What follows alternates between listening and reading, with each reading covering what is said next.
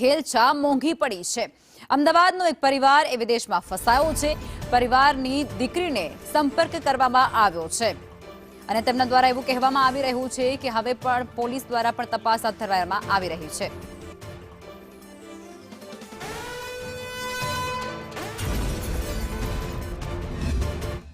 ગોમતીપુરમાં રહેતા પરિવારજનો છે જે બહાર ફસાયા છે અને હવે ખંડણી માંગવામાં આવી રહી છે।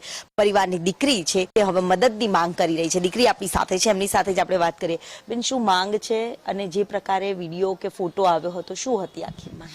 માંગ એમની 1,20,00,000ની છે અને ફોટો એવો આવ્યો હતો કે મારો ભાઈ મરી ગયો છે। વન શોટ વિડીયો ગળું કાપીને વન શોટ વિડીયો મૂકી તો મારા પપ્પાને રિવોલ્વર મૂકી, ભાઈને નાના બેન રિવોલ્વર મૂકી છે માથે, મારા મમ્મીને દુપટ્ટામાં લપેટીને મારા પપ્પાને એમની લઈને અને જે પોલીસે જે કાર્યવાહી કરી છે ને સરકાર જોડે બી એની વાત મૂકી છે।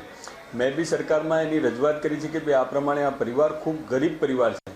ખરેખર આવા વિષયમાં તમે જુઓ તો કોઈ લોકો જોડે પૈસા હોય અને અમુક લાખો રૂપિયા આપીને વિદેશ લોકો લંડન જવાનું હોય તો લોકોને લાખો રૂપિયા હોય, પણ આ પરિવાર તો ખૂબ ગરીબ પરિવાર છે। છતાંય કયા કારણસર આ એજન્ટોએ એને ત્યાં મોકલ્યા અને શું એમની મનસા હતી એ ખરેખર તપાસમાં બહાર આવશે। પણ હું આપને વિશ્વાસ અપાવું છું સરકાર આ ફરિયાદી જોડે મળીને અને એને ખૂબ મદદ કરશે અને જે બી વિષય હશે એને એમ્બેસીમાં અને જ્યાં બી કહેવું પડશે ત્યાં કહી અને આ સરકાર 100% એ દીકરીને મદદ કરશે અને એના પરિવારને મદદ કરશે। હું